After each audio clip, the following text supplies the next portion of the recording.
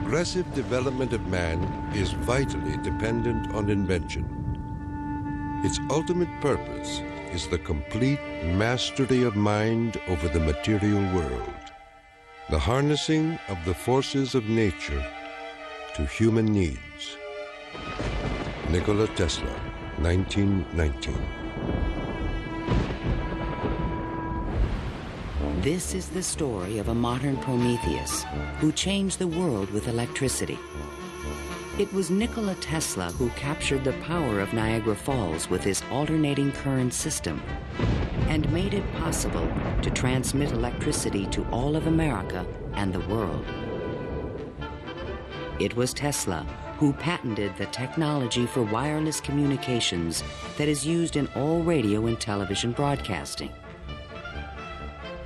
His incredible legacy can be seen in everything from remote control to neon and fluorescent lighting, X-rays, guided missiles, and even the Strategic Defense Initiative.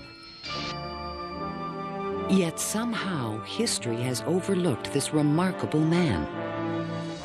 Tesla was indeed a genius of the first magnitudes. He was a technological visionary. He could envision great things and make them work. He was a foreigner, an immigrant who arrived in America with only his dreams. A proud and sometimes arrogant man, he worked and locked horns with some of the most powerful people of his day.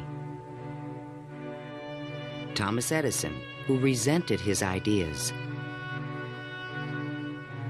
Guglielmo Marconi, who capitalized on his inventions. George Westinghouse, who created the Westinghouse Electric Company with Tesla's patents.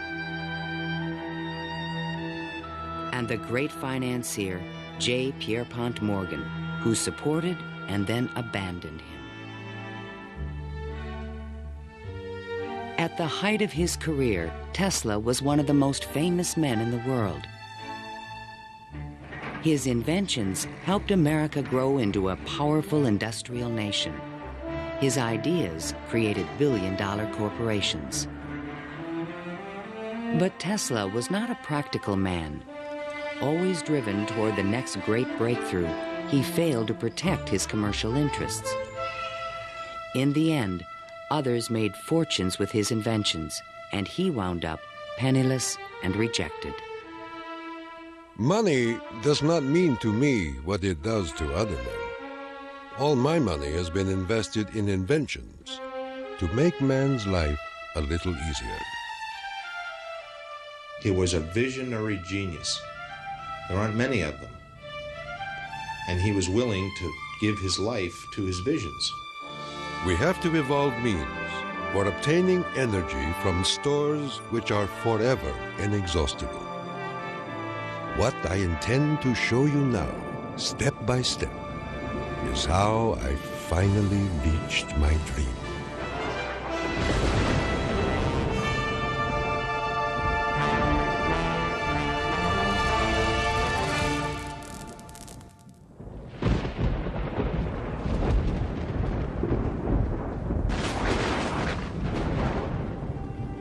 This is the house in which, by coincidence bizarre, I was born on the stroke of midnight between July 9 and 10, 1856. A fierce electrical storm raged that night. Nikola Tesla was born of Serbian parents on the eastern edge of the Austro-Hungarian Empire, in what is today Croatia. His father, Milutin, was an Orthodox priest who expected his son to follow him in the clergy. There were only two choices for children in those days, one being to go in the army and the other being to become a priest. Tesla was not attracted by either of them, which was very distressing to his father. My father was a very erudite man. The training he gave me comprised of guessing one another's thoughts and repeating long passages of verse. My mother descended from one of the oldest Serbian families in the country. She invented and constructed all kinds of tools and devices and wove the finest designs from thread. Her fingers were nimble enough to tie 3 knots in an eyelash. Early on, Tesla began to demonstrate an extraordinary imagination. In my boyhood, I suffered from a peculiar affliction due to the appearance of images, often accompanied by strong flashes of light. I was quite unable to distinguish whether what I saw was tangible or not. To give an example, I was fascinated by a description of Niagara, and I pictured in my imagination a big wheel run by the falls. I told my uncle that one day I would go to America and carry out this scheme. Then, at the age of 17, while preparing for the seminary, Tesla contracted cholera, and the brush with death changed his life forever. In one of the spells, which was thought to be my last, my father rushed into the room. "Perhaps," I said, "I may get well if you will let me study engineering." "You will go to the best technical institution in the world," he solemnly said. I came to life like another Lazarus, to the utter amazement of everyone. In 1877, at the age of 21, I traveled to Graz, Austria to begin my college education. Here, I quickly became obsessed with the science of electricity. I wanted to know more of this wonderful force. Every spark produced 1,000 echoes in my brain. In 1831, in England, Michael Faraday had discovered the principle of electromagnetic induction, which made it possible to generate electricity. Faraday discovered that if you have an electric circuit in a changing magnetic field, it would induce an electric current to run in the wire. So this was the invention of the method of creating oscillating or AC electric currents. And it was that invention that Tesla later harnessed into the electrical system that drives our civilization. Early electric motors operated on direct current electricity, but required a system of sparking connections to induce a rotary effect in the machine. I remarked to my professor that the design of generators and motors could be greatly improved by using currents that alternated. He embarrassed me greatly in front of my classmates, saying, "Mr. Tesla will never accomplish this. It is a perpetual motion scheme." Meanwhile, in America, Thomas Alva Edison had begun to experiment with vacuum tubes, producing the first commercial incandescent light bulb in 1878. Edison and Tesla would soon cross paths in a gargantuan technological struggle between direct and alternating current electricity. In 1880, Tesla moved to Budapest, where he found employment with the Central Telegraph Office. Here, his idea for an AC motor began to haunt him. In my room, I could hear the ticking of a watch with 3 rooms between me and the timepiece. A carriage passing at a distance of a few miles fairly shook my whole body. The whistle of a distant locomotive vibrated so strongly in my ears that the pain was unbearable. To recover from these attacks, I took long walks in the city park. One afternoon, which is ever present in my recollection, the sun was just setting and reminded me of Goethe's glorious passage. The glow retreats. Done is the day of toil. Upon its track to follow soaring. As I uttered these inspiring words, the idea came to me like a lightning flash. I fell to my knees and drew a diagram in the ground. Tesla perceived a whirling field of energy. He suddenly knew he could recreate this rotating field by powering the coils of a motor in different steps or phases, like the pistons of an engine. The resulting forces of magnetic attraction and repulsion would literally twist the rotor in a circle, the electrical equivalent of the wheel. And all this was accomplished with alternating currents. It would soon turn the wheels of industry around the world. The strength of Tesla's mind was almost certainly in this sense of visualization, be able to see things move in front of him. You see, it was not a perpetual motion scheme.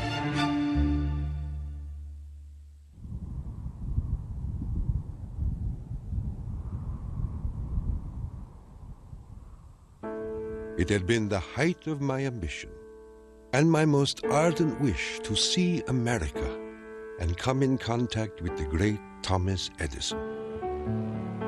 Accordingly, I undertook the voyage, and after losing my money and tickets and passing through a series of mishaps, including a mutiny in which I almost lost my life, I landed on these blessed shores with 4 cents in my pocket.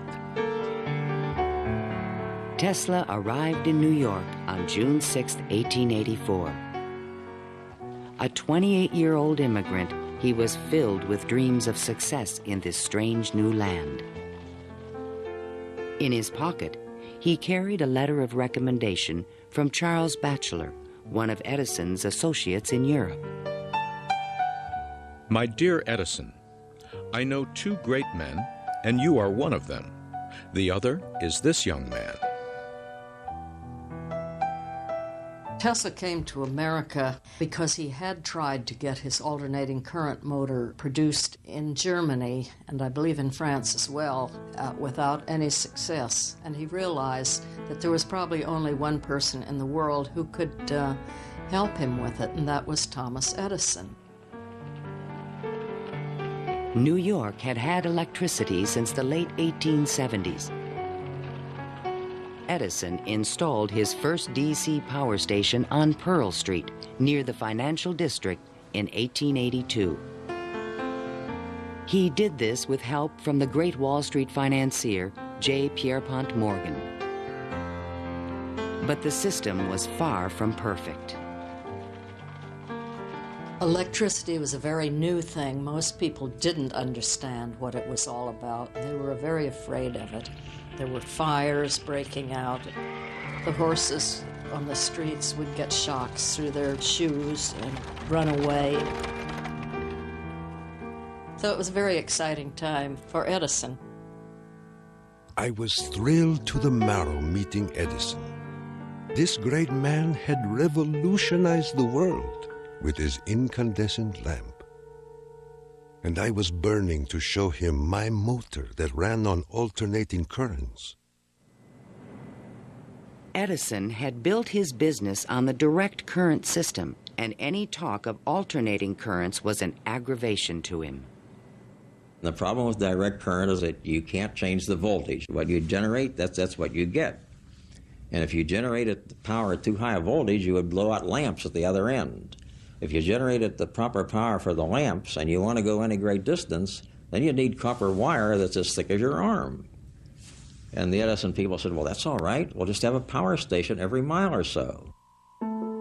DC was sufficient to power lights and run motors, but it could not be transmitted efficiently over long distances. By raising and lowering the voltage, AC could solve the problem of distance, but a working AC motor did not exist.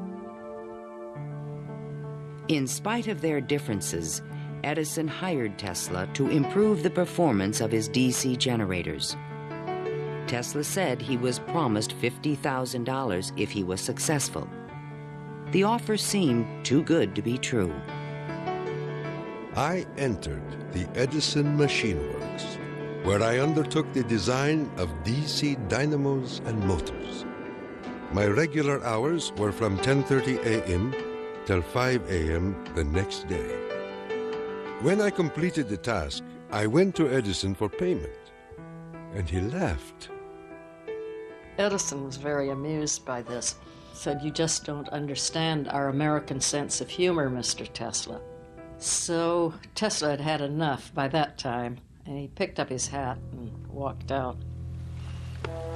Tesla paid dearly for his pride.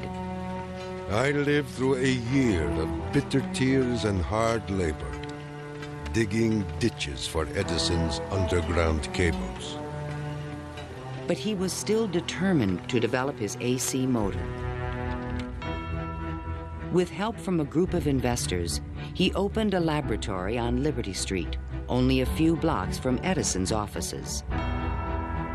There, he began to assemble a prototype of the motor he had envisioned 7 years earlier. Along with it, he developed all the components of the system of AC power generation and transmission still used today. In May of 1888, Tesla was ready to unveil his motor to the world. The subject which I now have the pleasure of bringing to your notice is a novel motor which I am confident will at once establish the superior adaptability of alternating currents.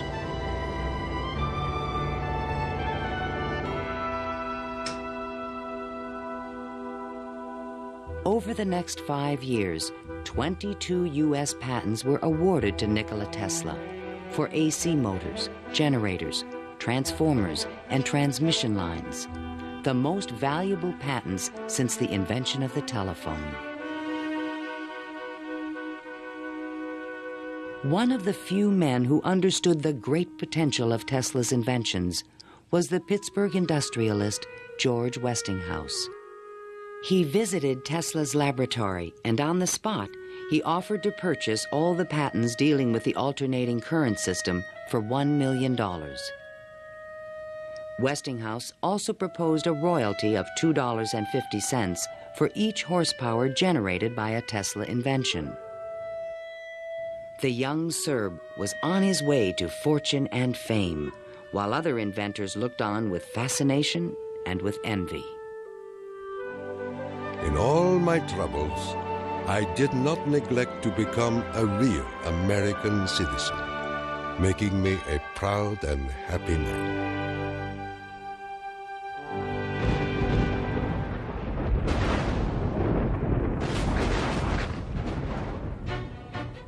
During the late 1880s, Edison began a negative media campaign to discredit the alternating current system of electricity being developed by Westinghouse and Tesla. It became known as the War of the Currents. My personal desire would be to prohibit entirely the use of alternating currents. They are as unnecessary as they are dangerous. Edison employees demonstrated the dangers of alternating current by electrocuting animals in public demonstrations. Just as certain as death, Westinghouse will kill a customer within 6 months after he puts in a system of any size. None of his plans worry me in the least.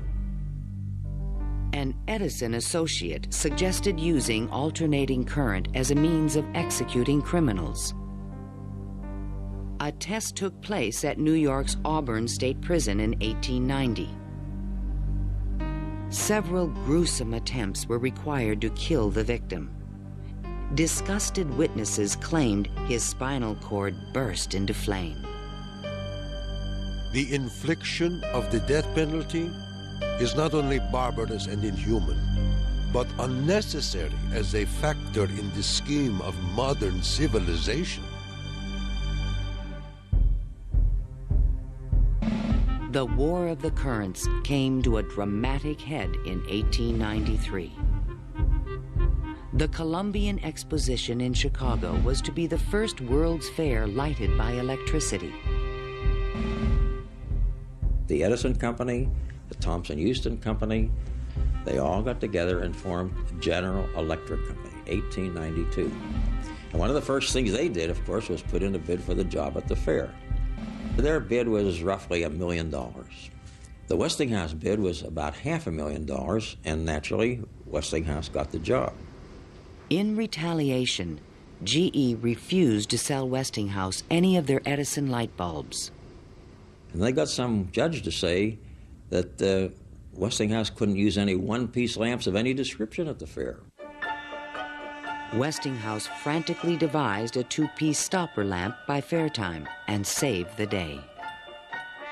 Now Tesla had a chance to make history in Chicago. His large AC generators would supply all of the fair's electricity and prove that his system would work on a large scale.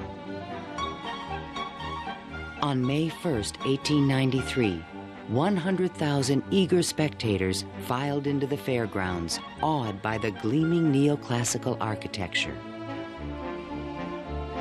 Night fell. President Grover Cleveland pressed a button, and the fairgrounds exploded with brilliant tube lighting and multicolored searchlights.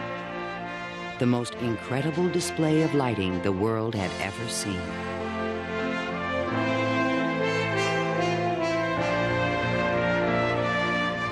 In the Great Hall of Electricity, the public could see that the Tesla-Westinghouse system made it all possible. To overcome the impression that AC was dangerous, Tesla put on remarkable demonstrations. He created a device called the Egg of Columbus to show the rotating magnetic field created by his AC motor. In his room, he had cork-soled shoes on and a tuxedo and white tie and a top hat, and he would put his hand on a terminal which would flash electricity through his body, creating a great shower as his whole body was encompassed in flame, and people were quite impressed by this, to say the least. The Chicago Exposition left an indelible impression on the American imagination. This was the gleaming new city of the future, and it was powered by the inventions of Nikola Tesla.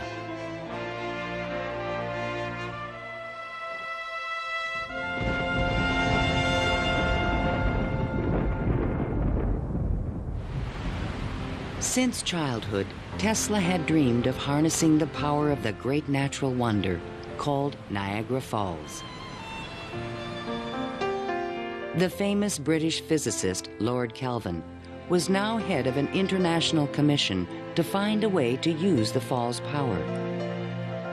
He had sent a cable to all the other members of his commission, and it said, "Trust you avoid the gigantic mistake of alternating current." But all this dramatically changed when Lord Kelvin attended the Chicago Exposition and saw the AC system in operation. A contract was immediately awarded to Westinghouse Electric to power the mighty cataract with AC. The technical challenge was daunting. The Niagara plan called for 3 5,000 horsepower alternators, the largest generators ever made. Tesla and Westinghouse engineers had heated disagreements about the operating frequency. Even when the system was finally installed, Tesla was the only person who was certain it would operate. The technical details have been completely worked out. All that now remains is for the switch to be thrown. In 1896, the system went online and the electrical age began. The waters of the upper Niagara turned enormous water turbines connected by shafts to the massive 5,000 horsepower generators. The current from the generators was stepped up with transformers to 22,000 volts and sent out over long-distance lines, then stepped back down to light municipalities and power motors of Tesla's design. The Niagara Falls Gazette proclaimed, This morning, the streetcars of this city are moving by Falls power. Hereafter, the Falls must work to earn their living. Imagine my surprise when 30 years later I saw my boyhood plan carried out at Niagara and wondered at the unfathomable mystery of the mind.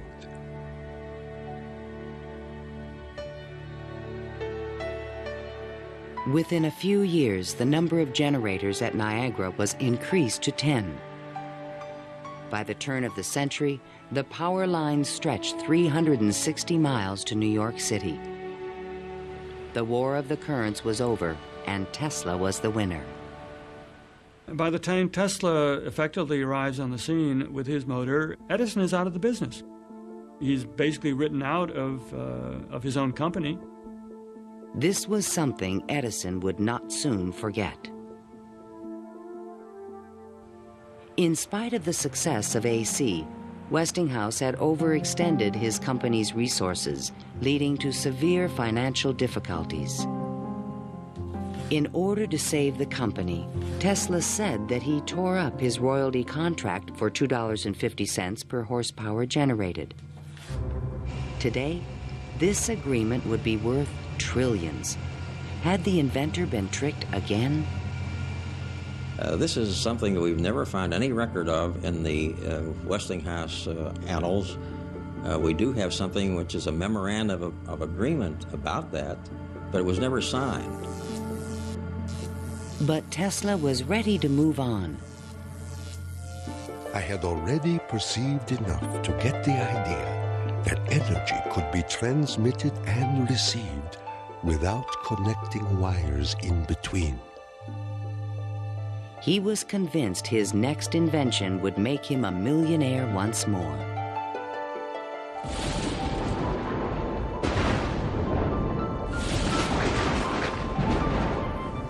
My services with Westinghouse being no longer essential, I resumed experimental work in a laboratory on Grand Street, where I began immediately the design of high-frequency machines. Following the success of Niagara, Tesla was at the height of social acclaim. Everyone wanted to know more of this mysterious foreigner who was transforming the world with his electrical inventions. So far as personal appearance goes, no one can look upon him without feeling his force. His cheekbones are high and prominent, the mark of the Slav. His eyes are blue, deeply set, and they burn like balls of fire. Franklin Chester, the Citizen. Why was he so well known and so popular? It's because the technological advances that he made were so directly related to the relief of the drudgery that people had to endure in their work lives. They could see what he did helped them personally. Every evening, Tesla showed up at Delmonico's, the most expensive restaurant in town, to be shown to his special table. He is fanatical about his dress, usually sporting a fine waistcoat, white leather gloves, and a derby hat on his head. He is meticulous about his health and drinks a glass of whiskey a day, saying it will increase his life expectancy to 150 years of age. Tesla hobnobbed with the leading politicians, millionaires, and celebrities of the era. This was the best way for independent inventors to find support for their projects. His friends were the New York elite, John Jacob Astor, William K. Vanderbilt, and the writer Mark Twain. I have just seen the drawings and description of an electrical machine lately patented by Mr. Tesla, which will revolutionize the whole electric business of the world. One of Tesla's closest friends was Robert Underwood Johnson, editor of the prestigious Century magazine. Johnson's wife was deeply in love with Tesla. My dear Nicky, do leave aside the millionaires and Fifth Avenue for some simple pleasures. From one distinguished only by a great weakness, Katherine Johnson. In fact, The world-famous inventor was also New York's most intriguing bachelor. The fact that he never married, I think, had almost nothing to do with his interest in women. It appeared that he was always very interested and was attractive to women. Many women sought his attention. The beautiful and wealthy socialite Flora Dodge, and even the famous French actress Sarah Bernhardt. But in spite of his charisma, Tesla was only interested in his inventions. He had so many phobias that he couldn't have had close relationships with women. He didn't like most of the jewelry that they wore or the perfume, and he couldn't bear to touch hair. And and in fact, he didn't like to shake hands. And so these are all things that do tend to discourage intimate relationships. The inventor even claimed that he destroyed his sexuality at the age of 40. A certain French actress kept coming to me and made it impossible for me to concentrate. It's a pity, too, for sometimes I feel so lonely.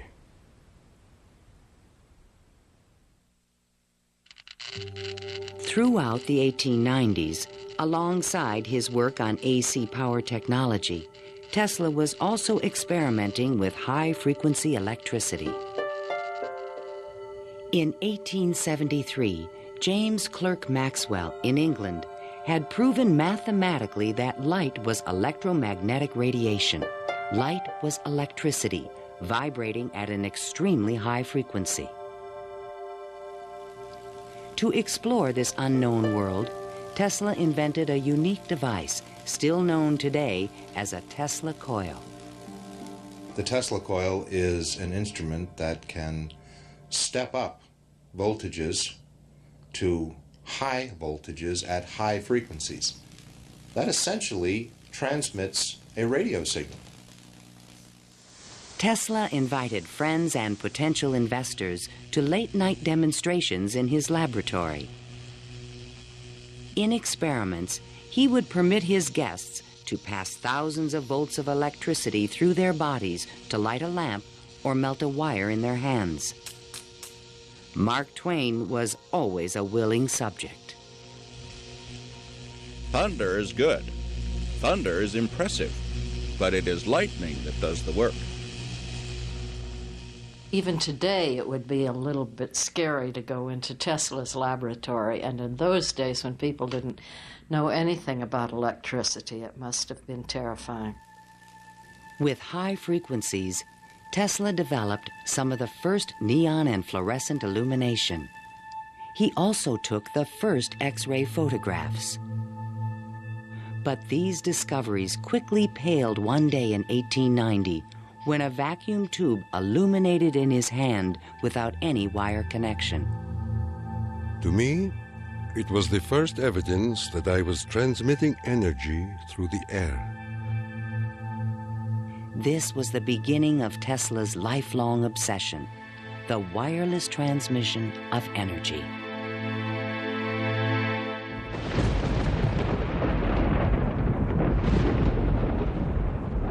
In 1892, Tesla was invited to Europe to present the results of his high-frequency experiments. In London and Paris, he amazed scientists and engineers with lighting and electrical effects that looked more like magic than science. He also announced a remarkable new possibility. I would say a few words on a thought which fills my mind and concerns the welfare of all. I mean the transmission of intelligence and even power without the use of wires. I am becoming more convinced daily of the practicality of this scheme. The race for radio was about to begin.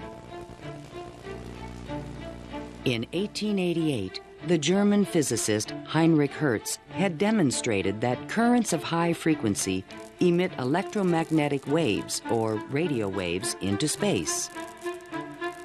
But creating a practical means of wireless communication would require a quantum leap in imagination.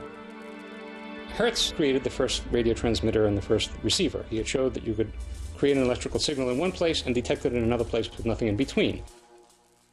While in England, Tesla befriended Sir William Crookes, the discoverer of radiant matter. Crookes was a mystic and believed that human beings could communicate telepathically when they were attuned to high-frequency brainwaves. Tesla was skeptical, but one night in his bed he had a powerful and disturbing vision. I saw a cloud carrying angelic figures, one of whom gradually assumed the features of my mother. In that instant, a certitude, which no words can express, came upon me that my mother had died. And that was true. Tesla was convinced that he and his mother were tuned to the same frequency. His otherworldly experience would soon lead him to another revolutionary invention. On his return to New York in 1893, Tesla banished himself from social life and disappeared into his new laboratory on South Fifth Avenue.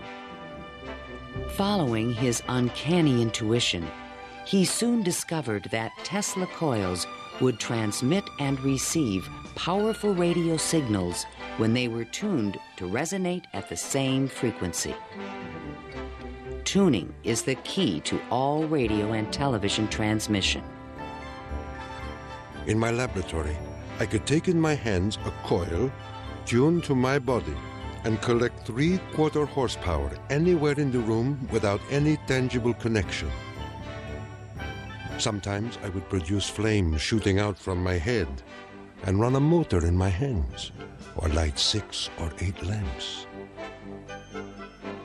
By early 1895, Tesla was ready to transmit a signal 50 miles to West Point, New York. He could now produce 1 million volts with his new conical coil. But that year, on the Ides of March, disaster struck. Fire broke out in the building which housed Tesla's laboratory. Everything was lost. Utterly disheartened and broken in spirit, Nikola Tesla, one of the world's greatest electricians, returned to his room in the Gerlach yesterday morning and took to his bed. He has not arisen since. I was devastated. What could I say? The work of a lifetime lost in a fire that lasted only an hour or so. The timing could not have been worse. In England, a young Italian experimenter named Guglielmo Marconi had been hard at work and created a device for wireless telegraphy. Concerned that Marconi would exploit his ideas, Tesla opened a new laboratory and rushed to complete his own system for wireless communication. This patent, filed by Tesla in September 1897, is the fundamental technology for radio. But it would be 50 years before Tesla got credit for his invention. Various people in various different countries had the idea of exploiting this as a means of communication. But I think Tesla was the one with the real vision, in which you would broadcast signals on a definite carrier frequency, and then you would have a series of antennas that were sensitive to one frequency only, tuned to a certain frequency, and would detect just one of these signals and make it an intelligible transmission. Once again, his vision describes the world that we live in.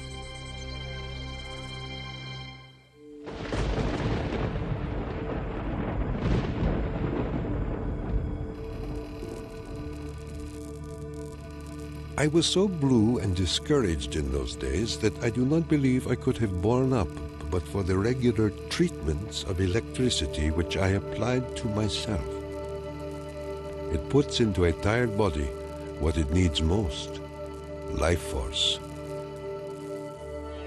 Following the destruction of his laboratory, Tesla developed a deeper interest in Eastern thought and spiritualism. Mr. Tesla was charmed to hear about the Vedantic prana and Akash and the Kalpis, which he claims are the only theories modern science can entertain. Inspired by the Hindu teacher Swami Vivekananda, Tesla began to look at the universe as a symphony of vibrations and waves. We are whirling through endless space with an inconceivable speed. Everything is spinning. Everywhere there is energy. There must be some way of availing ourselves of this energy more completely. In 1898, an unusual experiment took place in Tesla's laboratory. He attached a small mechanical oscillator to an iron pillar. Precisely timed pulses from the device made the entire building tremble. Windows started crashing around the area, and he, being at the epicenter, didn't notice anything happening until some police came bursting into his laboratory.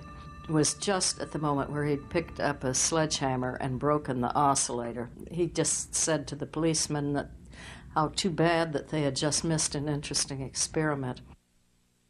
Tesla was, I would say, obsessed with frequency, the notion of resonance. The story where he takes the device and puts it on the girder in his office and, gets the frequency of the building and supposedly, it's an apocryphal story, I'm sure, but it gets right at the core that, hey, if I've got the right frequency, I can move the world. And indeed, he talks about the frequency of the earth, and that if he can do that, he can, almost literally split the earth in half. Meanwhile, Marconi was doing more practical things and succeeded in transmitting a signal 5 miles on the Salisbury Plain in England. Not to be outdone, Tesla decided to introduce an entirely new invention. In a specially constructed pool, potential backers were amazed to see the inventor controlling the motions of a small mechanical boat with no wires attached to it. This was the world's first radio-controlled device. The machine even seemed to think. Someone threw out the question, what is the cube root of 64? And 4 flashes came back. The audience was so surprised, Tesla had to remove the lid to prove no one was inside. Tesla developed his radio-controlled boat in 1898 and patented it and thought it was an armament for war. He rationalized this as a means of ending war. The military who looked at it thought it was too complicated and vulnerable. Soon after the demonstration, Mark Twain wrote from Austria. Dear Mr. Tesla, have you the Austrian and English patents on that destructive terror which you have been inventing, and thus make war henceforth impossible? If so, won't you set a price on them and commission me to sell them? Sincerely yours, Mark Twain. But I have no desire to be remembered as the inventor of a purely destructive device. I prefer to be remembered as the inventor who abolished war. That will be my highest pride.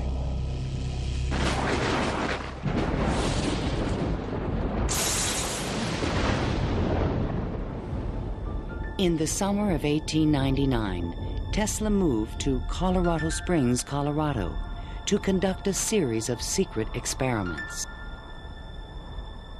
He told curious local reporters that he intended to send a wireless message from Pikes Peak to Paris for the Paris Exposition of 1900.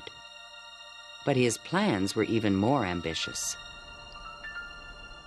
I came to the conclusion that it would be ultimately possible, with very little elevation, to transmit electrical power through the upper atmosphere. Just outside the city, he constructed an experimental station with sliding roof panels. A quote in Italian from Dante's Inferno hung by the entrance of the strange wooden structure. It read, "Abandon hope. all ye who enter here. During the construction phase, Tesla studied lightning.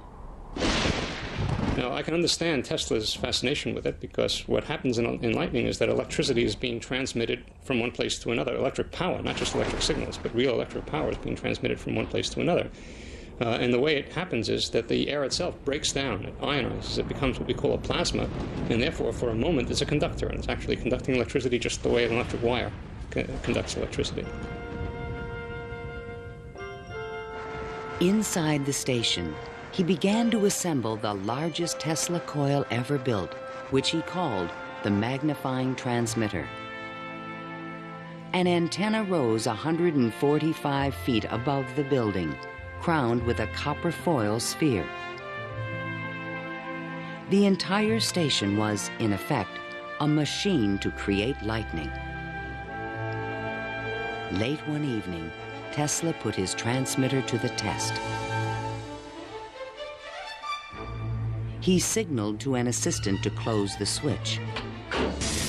Huge streamers of electricity shot out of the coil and darted through the room.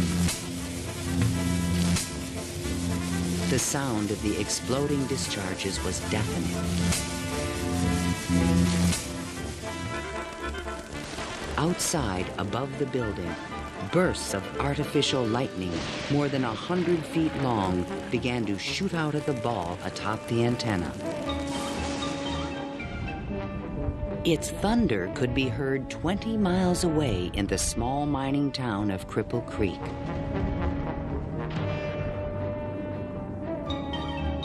Suddenly, the lightning stopped, and the entire city of Colorado Springs was plunged into darkness. The experiment had set fire to and destroyed the local power company's generator. Residents were furious and began to fear this mysterious stranger. Undaunted, Tesla continued his wireless power experiments for 6 more months. Late one night, an unusual event took place. Tesla noticed a repeating signal being received by his apparatus. To his own amazement, he believed it was an extraterrestrial communication. In a letter to the American Red Cross, he wrote, "Brothers, we have a message from another world. It reads, 1, 2, 3. The press had a field day.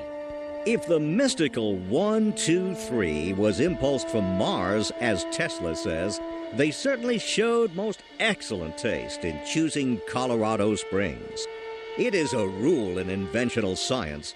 When you're going to tell one, tell a good one. And men have become great in this way. Colorado Springs Gazette. Though widely ridiculed for his claim, Tesla may have been the first to detect radio waves from space. I believe that Tesla could have gotten these signals from space. We are getting them today, and these are the radio telescopes. That's what radio telescopes do today, receive signals from space. They are not from alien civilizations, but they are from the sun and from the stars. On January 7th, 1900, Tesla boarded a train back to New York City. Perhaps he had mastered the power of lightning, or at least that's what he believed. The law which I discovered in Colorado is wonderful, and it means that results undreamed of before will be possible as soon as a large plant is constructed in accordance with my plan. See the excitement coming.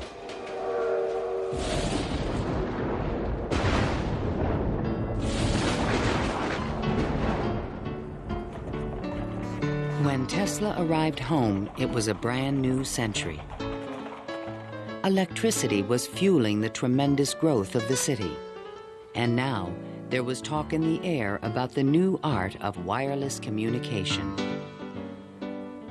Marconi arrived in New York in 1900 to attract investors for his new company, Marconi America.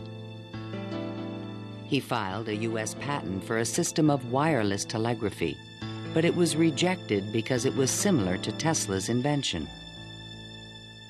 It became obvious, I think, to Marconi as well as to other experimenters of the time that the Tesla system was an efficient, powerful resonator that would produce electromagnetic waves that you could work with. Confident in the future, Tesla took up residence in the Waldorf Astoria Hotel and wrote a sensational article for Century magazine. First, let us ask, what is the spring that drives all?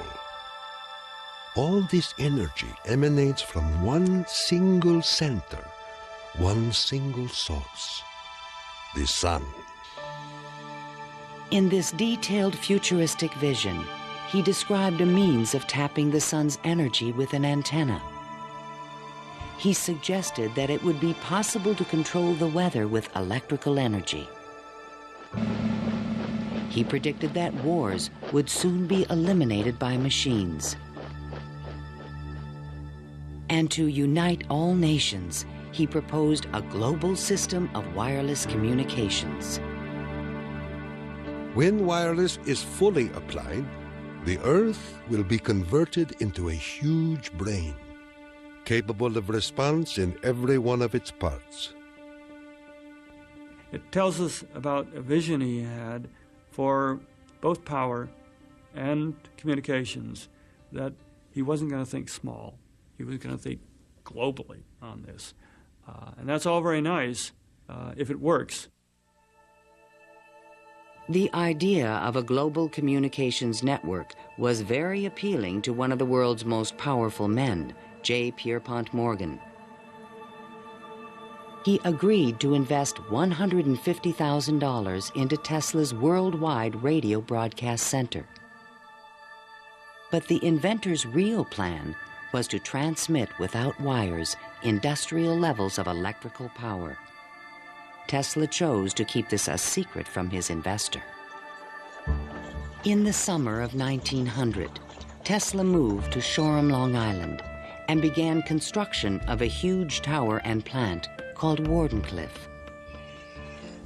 This Tower of Dreams was made entirely of large wood beams and rose 187 feet above the ground.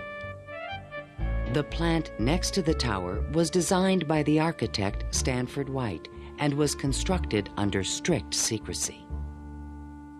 He certainly could have sent signals across the Atlantic with no trouble with a station of that magnitude. But he was still pursuing wireless power transmission. The tower would light up at night, shooting sparks, making noises. Such experiments, they alarmed the whole area. Then, on December 8, 1901, Marconi took another step forward and transmitted his famous letter S across the Atlantic. Tesla dismissed the Italian's advances. Marconi is a good fellow. Let him continue. He is using 17 of my patents. The simple fact about Marconi is that he used Tesla's system to transmit signals and claimed that these were ideas that he had developed himself. Morgan began to doubt the wisdom of his investment. Marconi's system not only worked, it was also inexpensive. And technical problems were beginning to catch up with Tesla. He went back to Morgan again, asked for more money. Morgan says, "Where's the radio transmissions across the Atlantic? How's that coming along?" Well, it wasn't coming along. Tesla was forced to tell Morgan his real plan. What I contemplate and what I can certainly accomplish, Mr. Morgan, is not a simple transmission of messages, but rather the worldwide transmission of electrical power. A single plant of but 100 horsepower can operate hundreds of millions of instruments. But Morgan was a practical businessman and had already decided to back Marconi. I have received your letter. and in reply would say that I should not feel disposed at present to make any further advances. J. Pierpont Morgan. Word spread rapidly that the investor had pulled out of Wardenclyffe, and Tesla was financially ruined. Late one night in 1903, the residents of Shoreham were astonished to see bright light emanating from the tower and an effect in the air like the aurora borealis. But in fact, Tesla could not transmit wireless power. And his major defect was he was dreaming, but he was doing very few calculations on paper. Because on paper, he could have realized that you can transmit power, but not very much power. You can transmit power to hear the radio or for television or for a telephone. But once you want to start turning lights in which you really need high currents, the power gets diluted because space is very large. To his dying day, Tesla believed it could be done. It is not a dream. It is a simple feat of scientific electrical engineering, only expensive. Blind, faint-hearted, doubting world.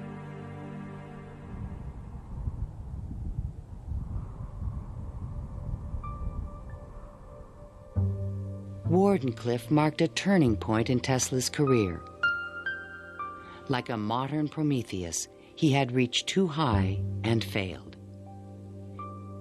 In 1904, the U.S. Patent Office suddenly reversed its previous decisions and gave Marconi a patent for radio. 1 year later, Tesla's fundamental AC patents expired. Now the inventions that powered the world could be used by anyone free of charge.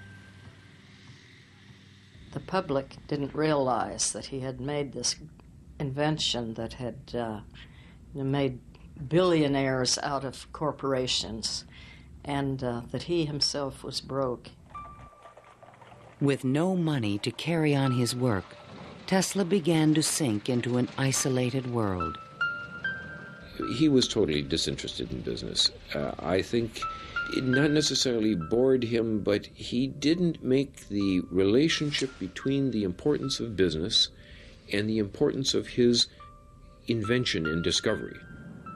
Occasionally, he was seen in public parks feeding the pigeons. These are my sincere friends. Tesla's melancholy turned to anger in 1909 when Marconi was awarded a Nobel Prize. Mr. Marconi is a donkey. The question of Tesla and radio is certainly a very interesting one. It's clear that Tesla, in terms of certain basic notions of radio, was very early, if not first, in expressing them and even of getting of taking them to the patent stage. In desperate need of money, Tesla brought suit against the Marconi company, claiming that his patent rights had been infringed. But he lacked the resources to wage a legal battle with a large corporation, and ultimately gave up.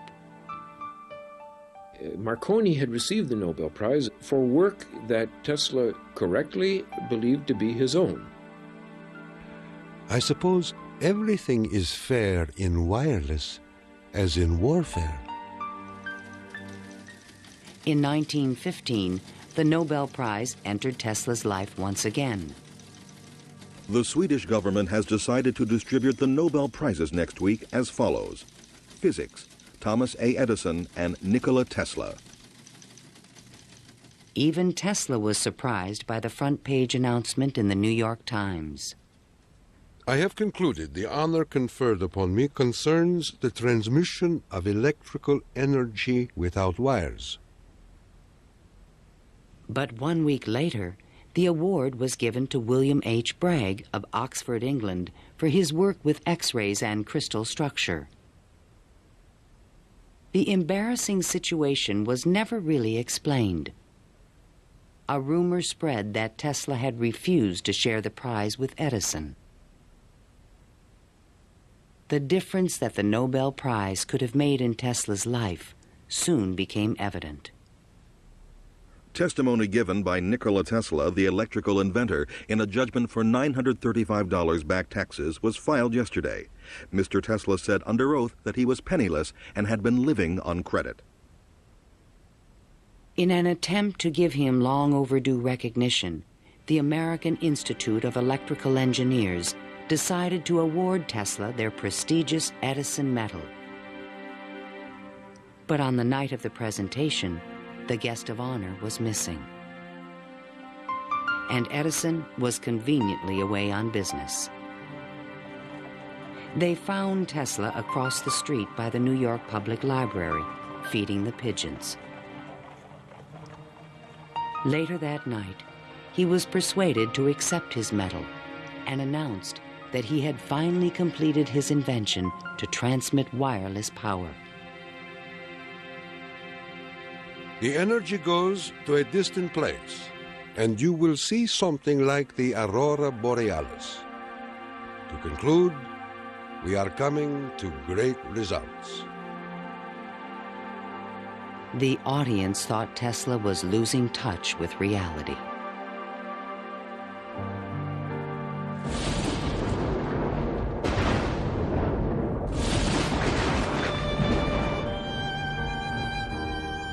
I refuse to accord to some small-minded and jealous individuals the satisfaction of having thwarted my efforts. These men are nothing more to me than microbes of a nasty disease. Well, by that time, you know, Tesla had ceased to have any financial means. He was virtually dependent on being helped by hotels and people that he knew. He began to bring injured birds back to his hotel room to nurse them. He had more companionship with pigeons in that time of his life than with human beings. Working as a consulting engineer, Tesla managed to maintain a small office and laboratory in the Metropolitan Tower. To change his thoughts, he frequently attended movies in Times Square. Here he could see his futuristic ideas appearing on the screen. But his ideas were only accepted in science fiction movies and magazines.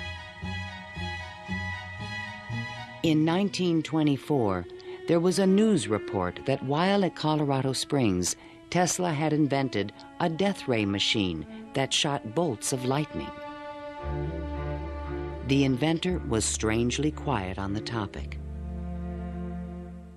Meanwhile, a new scientific star, Albert Einstein, had captured the world's attention with his theory of relativity. Tesla continuously attacked the validity of Einstein's work. Scientists today wander through equation after equation that have no relation to reality. If we were to release the energy of atoms, instead of a blessing, it might bring disaster to mankind. But no one took him seriously. I think that every generation of scientists feels that the new ideas that come along that replace their own ideas represent a loss rather than a gain. Tesla believed that Einstein was taking us intellectually in the wrong direction. Rejected by traditional science, Tesla's interests again turned to the esoteric. His intellect seemed to embrace a lot of different areas quite easily. What he lacked were the social skills. And that's an enormous shame because it interfered with his ability to use that genius, to be practical. Though nearly a recluse, he would occasionally attend dinner parties at the home of the German poet and mystic George Sylvester Viereck. And he always intrigued the guests. While we were in the midst of talking, an apparition seemed to come into the room. He walked so softly, and he struck us as almost an unearthly creature. And he talked of all sorts of, seemed to me at that time, unreal things, more in the nature of the psychic rather than scientific. Tesla wrote a strange poem called Fragments of Olympian Gossip and dedicated it to Viereck. While listening on my cosmic phone, I caught words from Olympus blown. The latest tells of a cosmic gun. To be pelted is very poor fun. The meaning of the poem would soon be explained.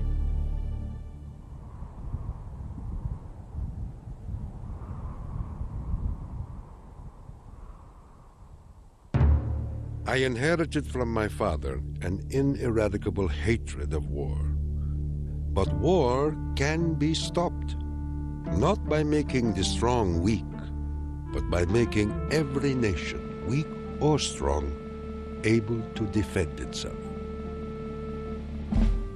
Thomas Edison, America's best-known inventor, died in 1931.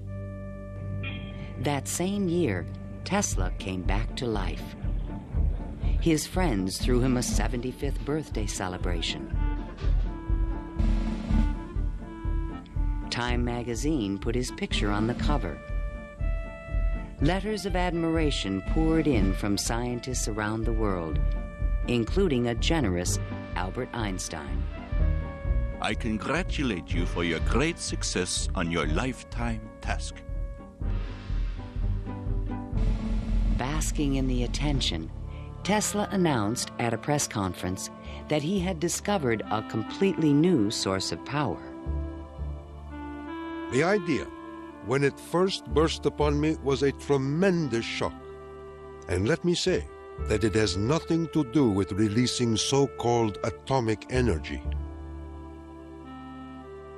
I think that a lot of the proposals that he made in his later life were so esoteric as to be impractical in that time and even in the current time. When the Nazis rose to power in Germany, Tesla decided that the time was right to reveal his new source of power, a man-made form of lightning called teleforce that could shoot an airplane from the sky.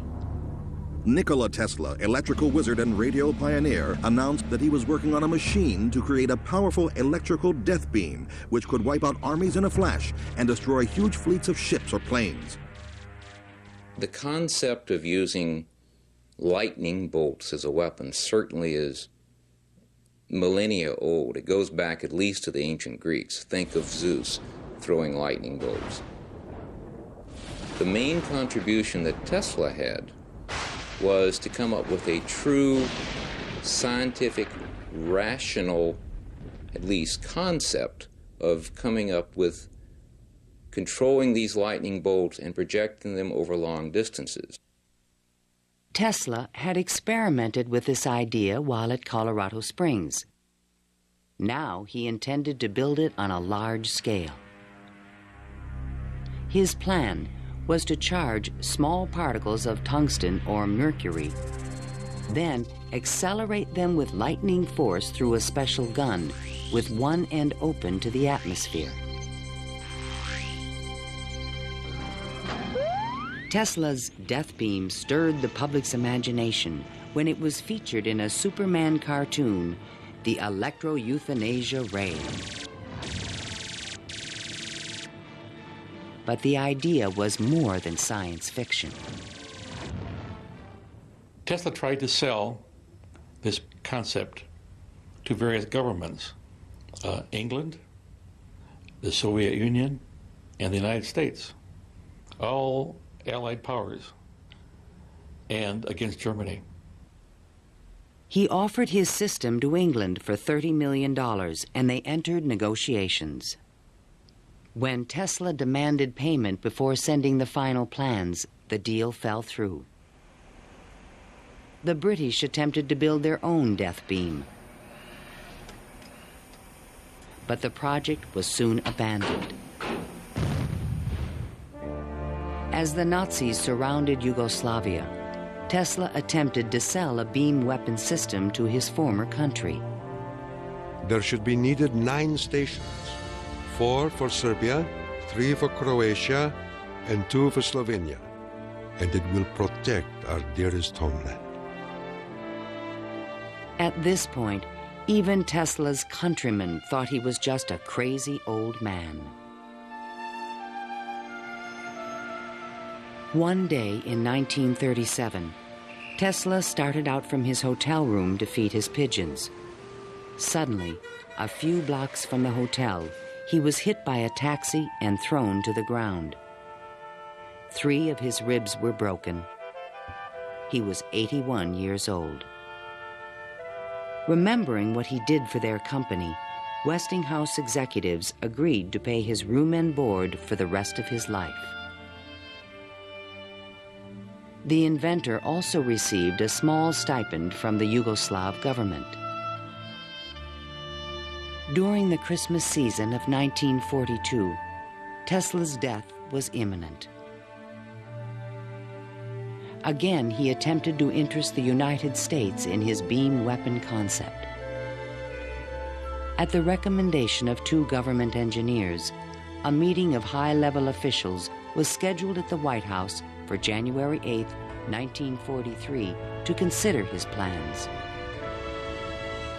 But the meeting never took place. Nikola Tesla, inventor of the Tesla coil, the induction motor, and hundreds of other electrical devices, died last night in his suite at the Hotel New Yorker. On last Thursday night, here in our city of New York, a man who was 87 years of age died in his humble hotel room. On January 10, 1943, Mayor Fiorello LaGuardia of New York paid tribute to Tesla on the radio.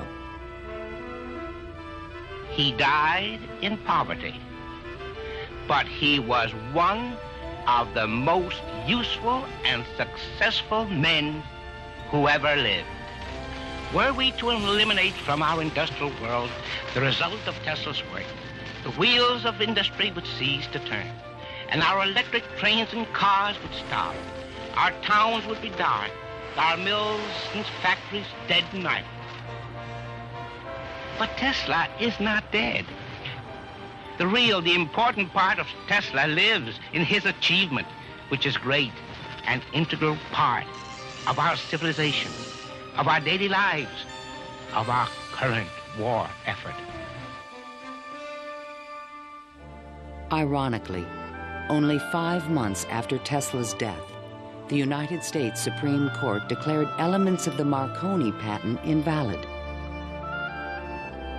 The decision confirmed Nikola Tesla's patent priority for the fundamental technology of radio.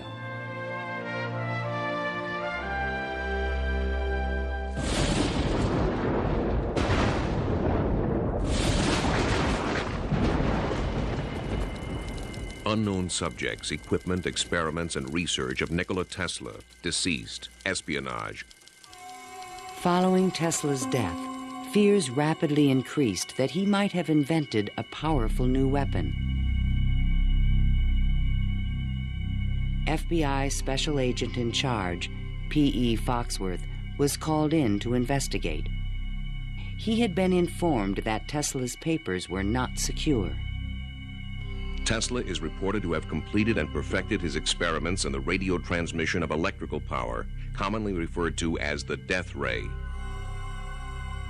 A distant relative of Tesla, named Sava Kosanovich, is taking steps to get possession of these important documents and plans.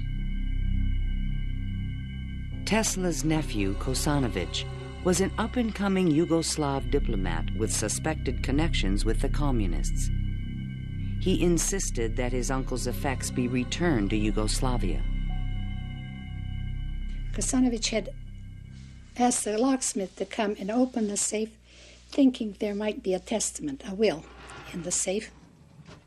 A will was never located.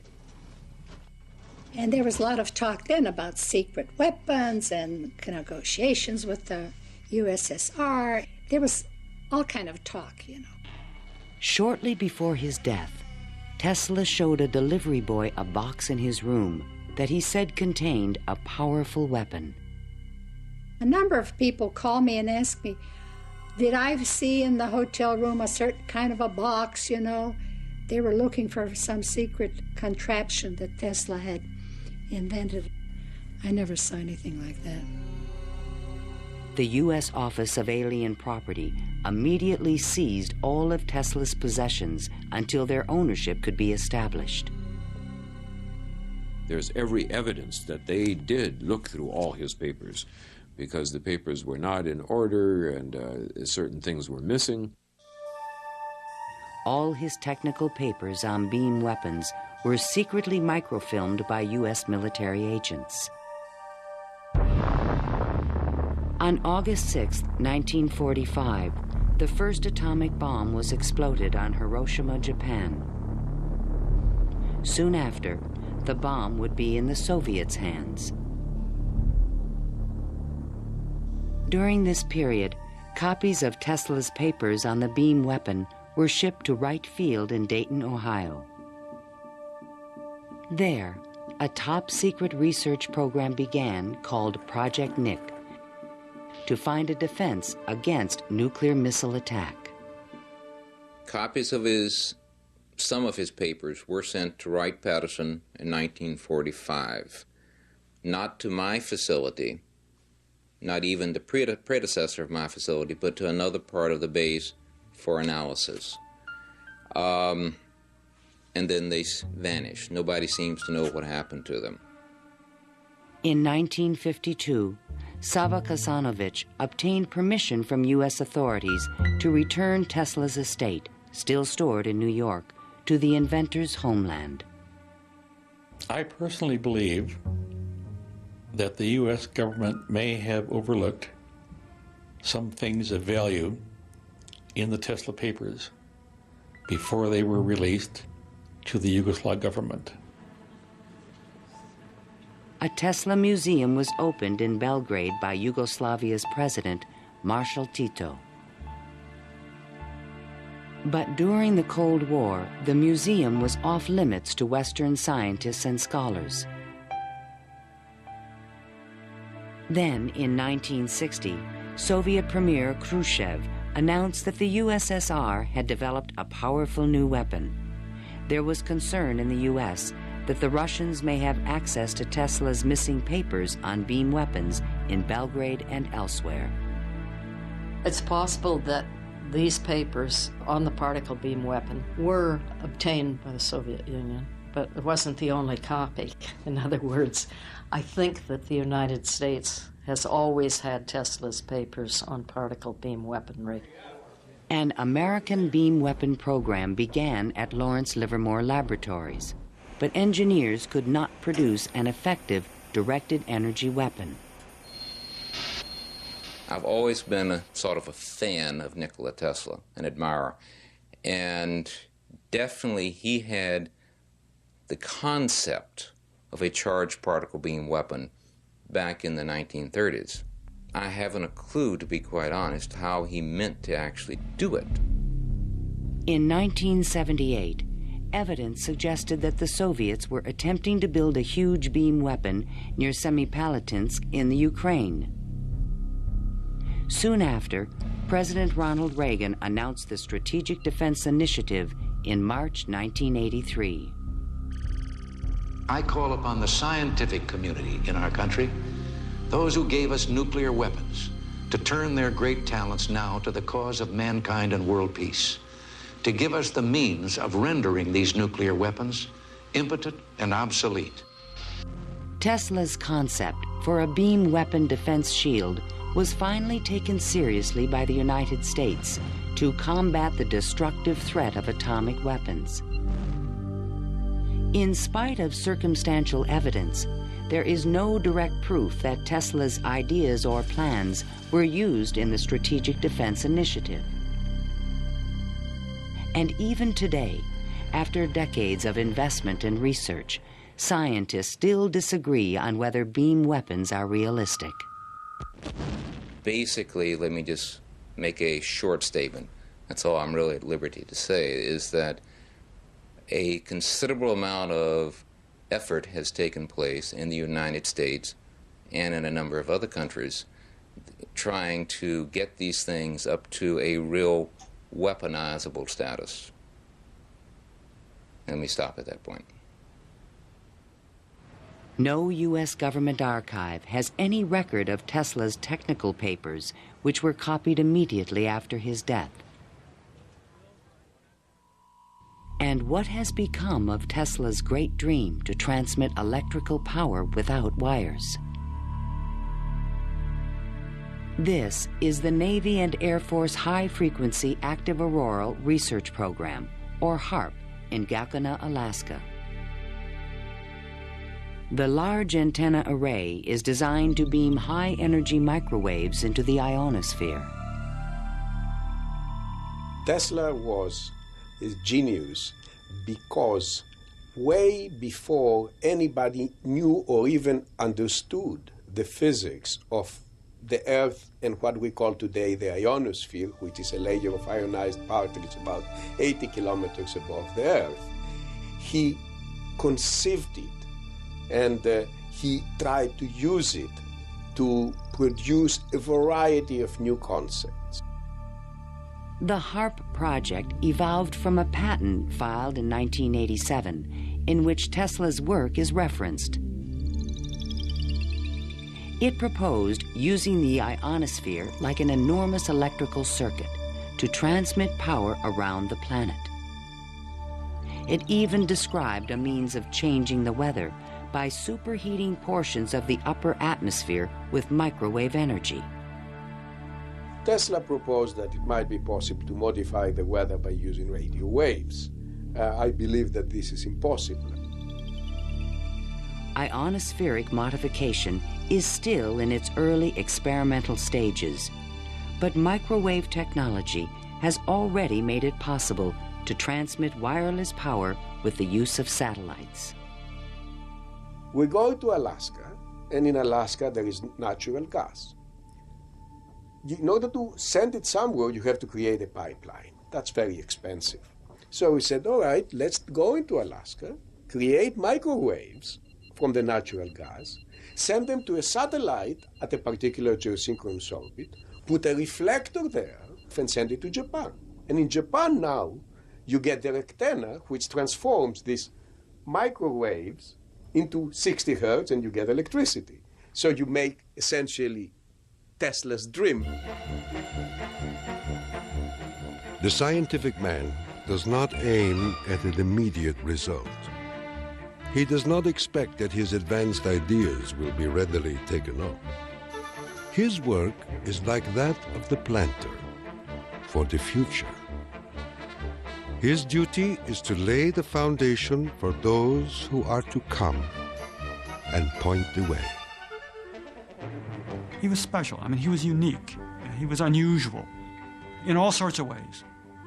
And if we are to understand our own creativity, our own ability to invent, there's an awful lot to be learned by studying the way in which he created. The day when we shall know exactly what electricity is will chronicle an event probably greater, more important than any other recorded in the history of the human race. Then it will be a mere question of time when men will succeed in attaching their machinery to the very real work of nature. See the excitement coming.